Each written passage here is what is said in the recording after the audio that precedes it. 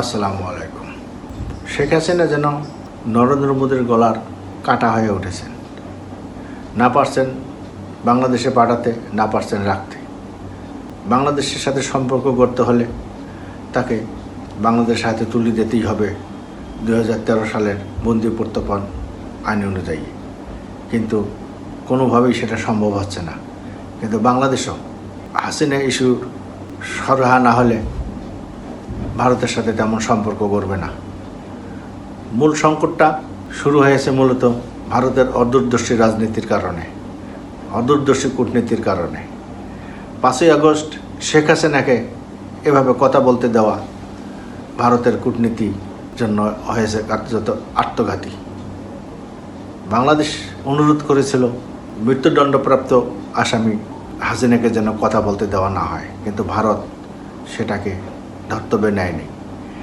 ভারত ধরেই নিয়েছিল বাংলাদেশের এই অনুরোধ রক্ষা না করলে বাংলাদেশে কোনো প্রতিক্রিয়া হবে না তেমন। কিন্তু বাংলাদেশের পররাষ্ট্র মন্ত্রণালয় ভারতকে যে কড়া জবাব দিয়েছে এবং ভারতের সাথে সম্পর্ক প্রয়োজন আছে, তবে তা করতেই হবে বা ভারতের অতি প্রয়োজন বাংলাদেশে, এটা বাংলাদেশ মনে করে না। কিন্তু নরেন্দ্র মোদী হাসিনা ইস্যুতে ভারতের সাধারণ মানুষেরও চক্ষুশূল হয়ে পড়েছেন। ভারতের সাধারণ নাগরিকও মনে করেন শুধু একমাত্র শেখ হাসিনার জন্য বাংলাদেশের সাথে সম্পর্ক খারাপ করা রাজনৈতিক অদূরদর্শিতার লক্ষণ। ভারতের জনগণ চায় বাংলাদেশের জনগণের সাথে ভারত সম্পর্ক করুক, কিন্তু দুর্ভাগ্যজনক ভারতের নরেন্দ্র মোদী সরকার বিগত দিনগুলোতে শেখ হাসিনার সঙ্গে সম্পর্ক গড়েছিলেন। বাংলাদেশের জনগণের বিরুদ্ধে শেখ হাসিনা অবস্থান নিয়েছিলেন এবং 2014, 2018, 2024 সালের 55 নির্বাচনের মাধ্যমে শেখ হাসিনা ক্ষমতায় এসেছিলেন। ভারত তাদের সমর্থন করেছিল, এমনকি আন্তর্জাতিক পর্যায়ে শেখ হাসিনার পক্ষে দ্বিতীয় করেছিল এই ভারত। 2024 সালে হাসিনা পালানোর পর বাংলাদেশের সাথে ভারতের সম্পর্ক চরম অবনতি ঘটে। বাংলাদেশের ওই সময়ের অন্তর্বর্তী সরকারের প্রধান উপদেষ্টা ডক্টর মোহাম্মদ ইউনূস স্পষ্টই বলে দিয়েছিলেন, দিল্লি যদি বাংলাদেশকে অস্থিতিশীল করার চেষ্টা করে, সেও অস্থিতিশীলতার ঢেউ কলকাতায় পড়বে, সেই অস্থিতিশীলতার ঢেউ 7 সিস্টার্সে আছড়ে পড়বে।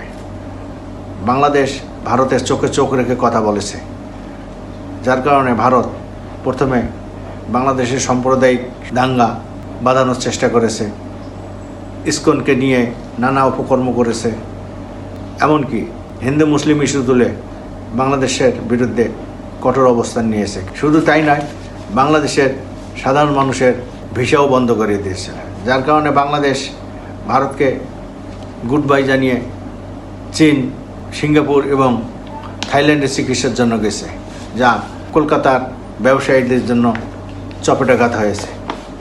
এসব ঘটনার পরেও 12ই ফেব্রুয়ারি নির্বাচনের পর বিএনপি ক্ষমতায় আসায় দ্রুত নরেন্দ্র মোদী তারেক রহমানকে অভিনন্দন জানিয়েছেন এবং তারেক রহমানের নেতৃত্বে বিএনপি সরকার শপথ গ্রহণ অনুষ্ঠানে ভারতের লোকসভার স্পিকার ওম বিরলা উপস্থিত হয়েছিলেন। 2025 সালেও ডিসেম্বরে বিএনপির চেয়ারপারসন এবং সাবেক প্রধানমন্ত্রী বেগম খালেদা জিয়ার মৃত্যুতে শোক জানাতে ঢাকায় এসেছিলেন ভারতের পররাষ্ট্রমন্ত্রী এস জয়শঙ্কর। এসব ভারতের বাংলাদেশের সাথে সুসম্পর্ক রক্ষার কৌশল ছিল এবং এটা সবাই সাধুবাদ জানিয়েছিল।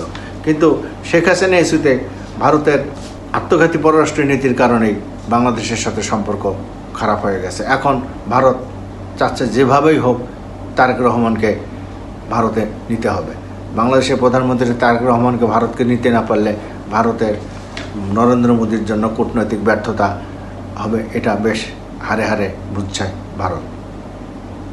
তবে বাংলাদেশ ভারতকে জানিয়ে দিয়েছে তারা বন্দি প্রত্যর্পণ চুক্তিতেই শেখ হাসিনাকে ফেরত দেব এবং বাংলাদেশের সাথে সুষম সম্পর্ক গড়তে আগ্রহী হলে দু দেশের সম্পর্কের উন্নতি হোক।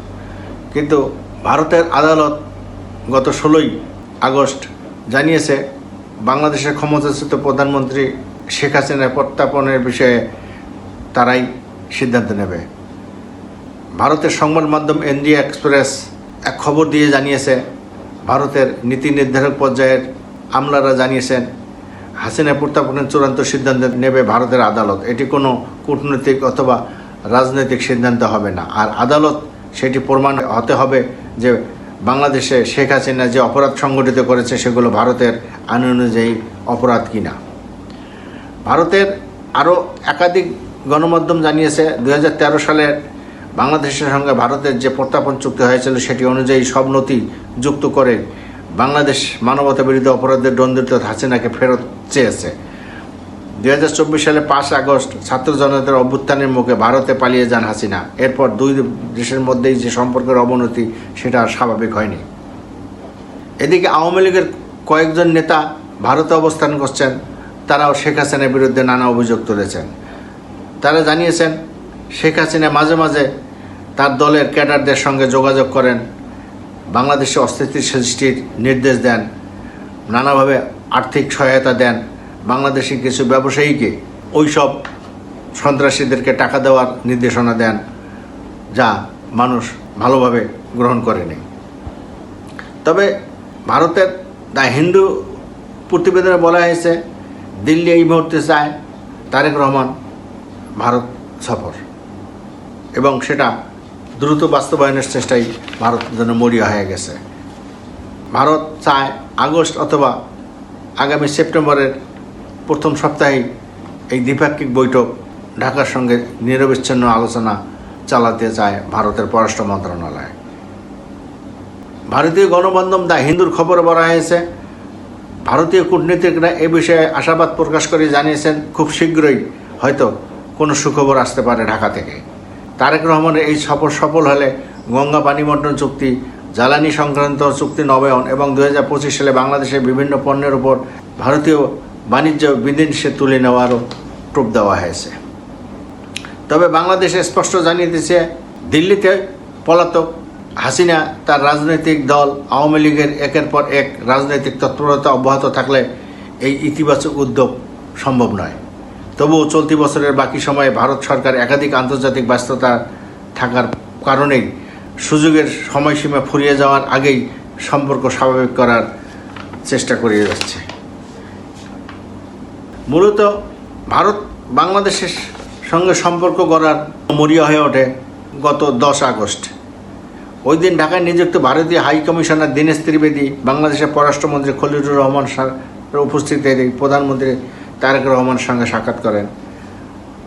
তার আগে 5 আগস্ট দিল্লিতে শেখ হাসিনা ও তার ছেলে সজীব ওয়াজেদ জয়ের এক ভার্চুয়াল সংবাদ সম্মেলনকে কেন্দ্র করে ঢাকা ক্ষুব্ধ প্রতিক্রিয়া জানালে তড়িঘড়ি করে সেটা নিরসনের উদ্যোগ নেয় দিল্লি।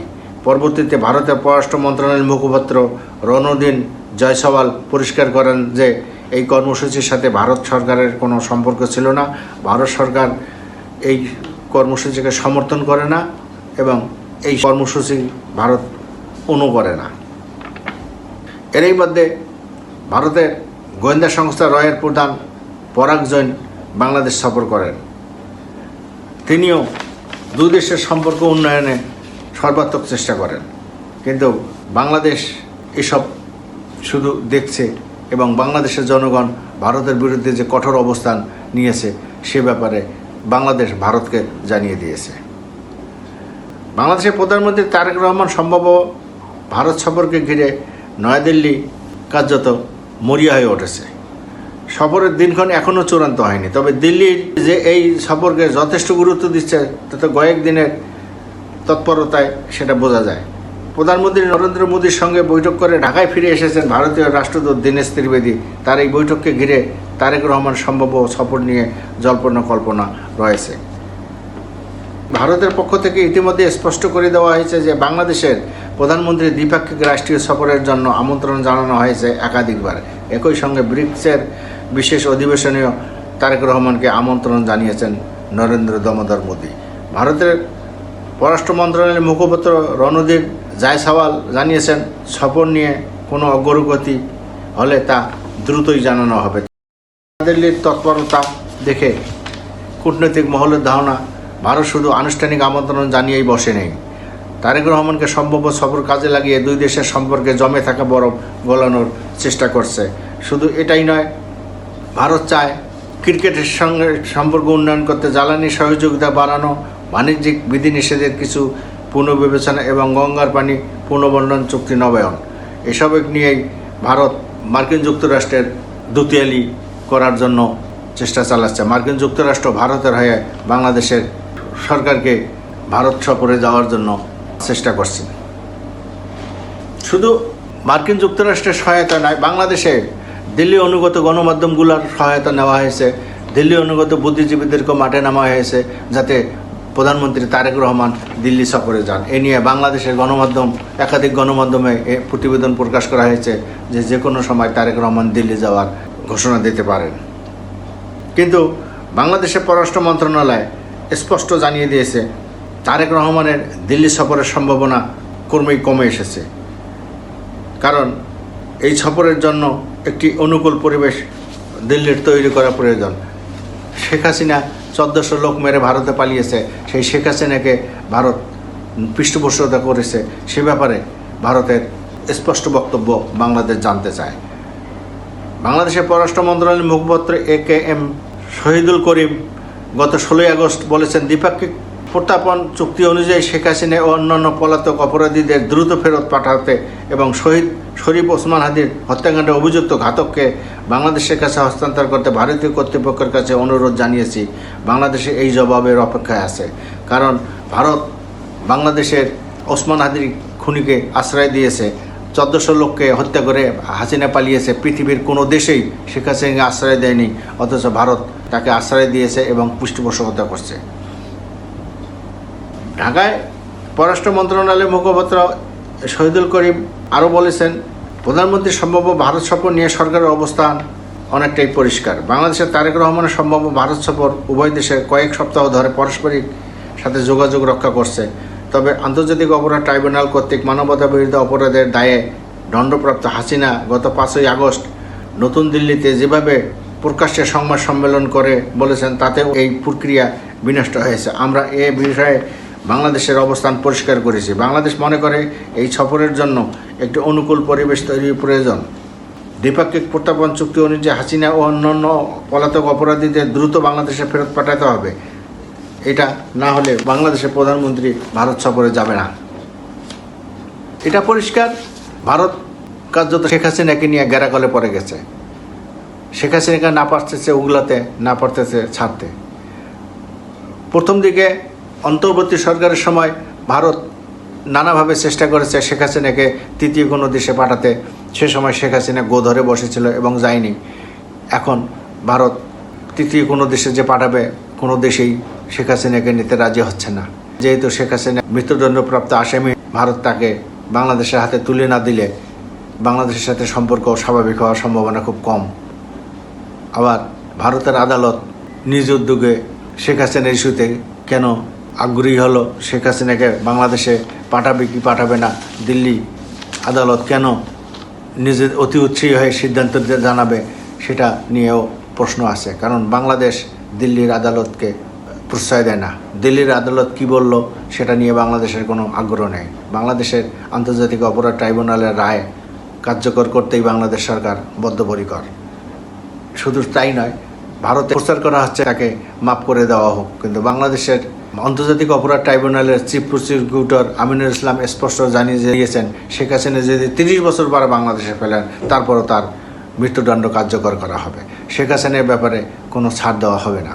শুধু শেখ হাসিনা নয়, অপরাধী অভিযুক্ত কাউকেই ছাড় দেওয়া হবে না। ফলে দিল্লি কার্যতে একটু বিপাকেই পড়ে গেছে। তারেক রহমানকে নিয়ে বাংলাদেশে কয়েকটি গণমাধ্যম এবং ভারতের কিছু গণমাধ্যম যে কয়েকদিন থেকে প্রচার করছেন তারেক রহমান দিল্লি যাচ্ছেন, তারেক রহমান যে কোনো সময় দিল্লি যাওয়ার ঘোষণা দেবেন, কার্যত সেটাতে পানি ঢেলে দিয়েছেন শহীদুল ইসলাম। কারণ ভারত নিজেদের দোষ স্বীকার না করে, নিজেদের আত্মঘাতী সিদ্ধান্তর কথা স্বীকার না করে বাংলাদেশের সাথে সম্পর্ক করতে চাইলেও বাংলাদেশের সম্পর্ক হবে সেটা সম্ভাবনা খুব কম। তবে বাংলাদেশের বর্তমান সরকারের মন্ত্রিসভায় বেশ কয়েকজন দিল্লির অনুগত মন্ত্রী রয়েছেন, তারাও চেষ্টা করছেন তারেক রহমান যাতে দিল্লি সফরে যান। কিন্তু বাধা ওই একটাই, শেখ হাসিনা ইস্যু। শেখ হাসিনা ইস্যু না থাকলে বাংলাদেশের প্রধানমন্ত্রী অবশ্যই ভারত সফরে যেতেন, কিন্তু শেখ হাসিনা যেন ভারতের জন্য গলার কাটা হয়ে গেছে।